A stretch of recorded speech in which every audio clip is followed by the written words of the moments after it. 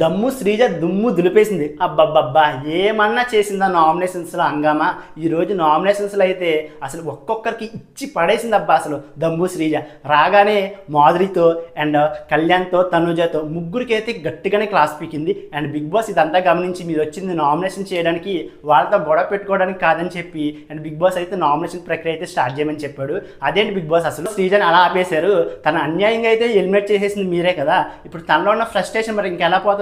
హౌస్లోకి వచ్చింది కాబట్టి, ఆ కాన్వర్జేషన్ వచ్చింది కాబట్టి శ్రీజ అయితే అందరికైతే ఇచ్చి పడేసింది అబ్బా. నామినేషన్ ప్రాసెస్ స్టార్ట్ చేసి శ్రీజ అయితే కళ్యాణ్ అయితే నామినేట్ చేసింది. కళ్యాణ్ నువ్వు ఎందుకు సేఫ్గా గేమ్ ఆడుతున్నావు? ఆ వీక్ అంతా నువ్వు ఎవరితో గొడవపడ్డావు? రమ్యతో గొడవపడ్డావు అండ్ మాధురితో గొడవపడ్డావు. వాళ్ళిద్దరే కదా నిన్ను, నీ క్యారెక్టర్ బ్యాడ్ చేసింది. వాళ్ళిద్దరిని నామినేట్ చేయకుండా అండ్ తనూజని నామినేట్ చేస్తానని చెప్పి ఇమ్మానుయల్ దగ్గర టికెట్ తీసుకుని తనూజని కూడా నామినేట్ చేయకుండా తుప్పా శ్రీజస్ చెప్పి సంజనాని నామినేట్ చేసావని చెప్పి కళ్యాణ్కి మాత్రం ఇచ్చి పడేసింది అబ్బా. కళ్యాణ్ ఇప్పటికైనా శ్రీజ చెప్పిన పాయింట్స్ అర్థం చేసుకుని అది తన గేమ్ మీద పడకుండా సేఫ్ గేమ్ ఆడకుండా ఉంటే బాగుందనేమో అనిపించింది. అండ్ సెకండ్ నామినేషన్కి అయితే మాధురికి ఇచ్చింది.